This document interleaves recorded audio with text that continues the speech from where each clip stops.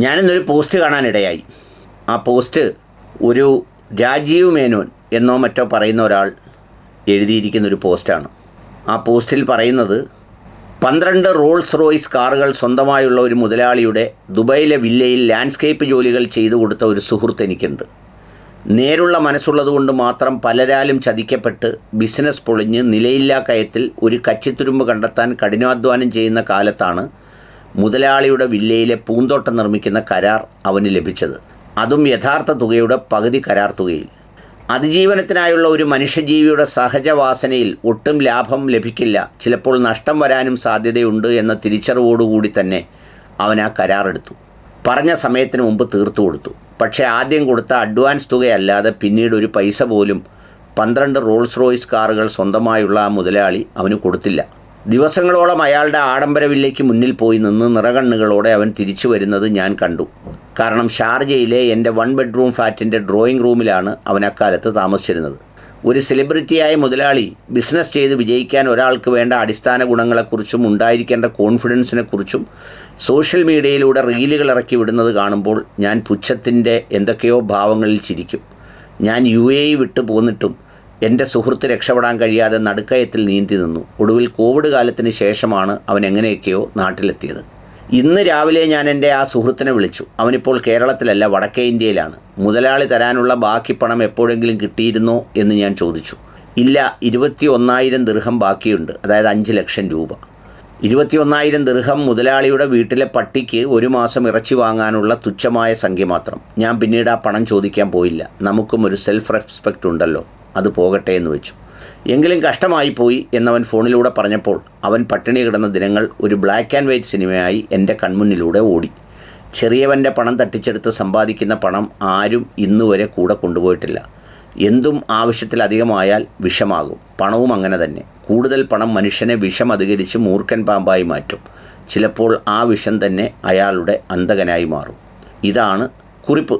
ഏതായാലും ഈ കുറിപ്പ് വന്നതോടുകൂടി അതിൻ്റെ അടിയിലേക്ക് ആളുകളെല്ലാം വളരെ സജീവമായി കമൻറ്റുകളുമായി രംഗത്തെത്തി.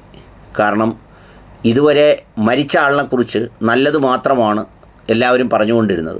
അപ്പോൾ ഇത് ഒരു സംഗതി മോശമായിട്ടുള്ളത് കേട്ടപ്പോഴേക്കും എല്ലാവരും അതിൻ്റെ അടിക്ക് വന്ന് കമൻറ്റുകൾ എഴുതി ആവേശപൂർവ്വം അങ്ങ് അർമാദിക്കുകയും ആഹ്ലാദിക്കുകയും ഒക്കെ ചെയ്യുന്നതാണ് കാണുന്നത്.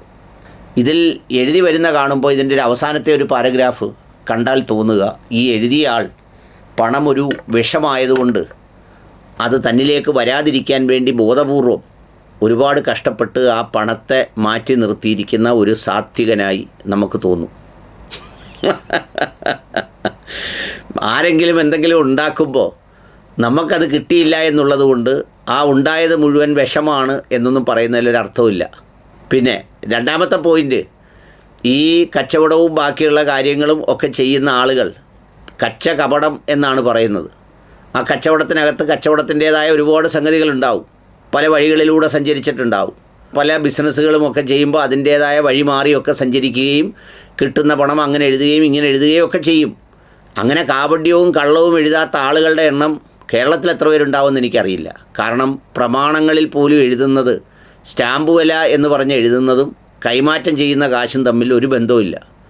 ആരെങ്കിലും സത്യസന്ധമായി ആ കറക്റ്റ് വില തന്നെ പ്രമാണത്തിൽ എഴുതി വാങ്ങുന്നവർ വല്ല ഹൈവേ എടുക്കാനോ ദേശീയപാതയ്ക്ക് വേണ്ടി കാശ് വാങ്ങിക്കുമ്പോഴൊക്കെ ഉണ്ടാവുള്ളൂ. അല്ലാതെ എല്ലാവരും കമഴ്ത്താറുണ്ട്.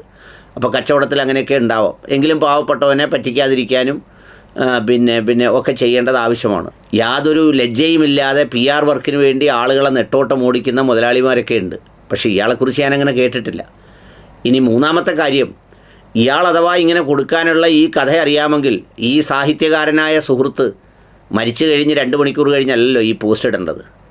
അദ്ദേഹം ജീവിച്ചിരിക്കുമ്പോൾ ഈ പോസ്റ്റ് ഇടണമായിരുന്നു. കോൺഫിഡൻസ് ഗ്രൂപ്പിലെ മുതലാളി ഇത്ര രൂപ എൻ്റെ സഹപ്രവർത്തകന്, വളരെ ടച്ചിങ് ആയിട്ട് ഇപ്പോൾ എഴുതിയിരിക്കുന്ന പോലെ മനോഹരമായി എഴുതിയാൽ മതി. സാമൂഹ്യ മാധ്യമം ഒരു പ്രതലമാണല്ലോ, അപ്പം തന്നെ ഇത് അദ്ദേഹത്തിലേക്ക് എത്തും.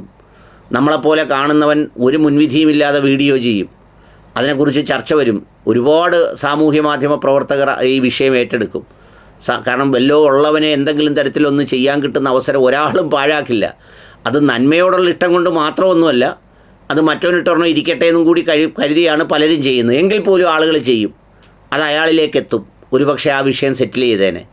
ഇനി മരിച്ചു കഴിഞ്ഞ് പൊടിപ്പും തൊങ്ങലും വെച്ച് ഈ സംഗതി എഴുതി പറ്റിക്കുന്നതുകൊണ്ട് ഒരു കാര്യമില്ല. ഇനി നാലാമത്തെ കാര്യം, ഇത്തരം ഈ വലിയ സമ്പത്തും അധികാരവുമൊക്കെ ഉള്ള ആളുകളുടെ ചുറ്റിനും, അതൊരു വാസ്തവമാണ്, രാജാവിനേക്കാൾ വലിയ രാജഭക്തിയുള്ള കുറേ കിങ്കരന്മാർ നിൽക്കും. ഈ കിങ്കരന്മാർ ഒരിക്കലും ഈ മുതലാളിയുടെ അടുത്തേക്ക് സത്യം എത്തിക്കുകയോ ശരി എത്തിക്കുകയോ ഒന്നും ചെയ്യില്ല. അങ്ങനെ കബളിപ്പിക്കപ്പെടുന്ന ഒരുപാട് മുതലാളിമാരുണ്ട് നമ്മുടെ നാട്ടിൽ, എനിക്കറിയാം.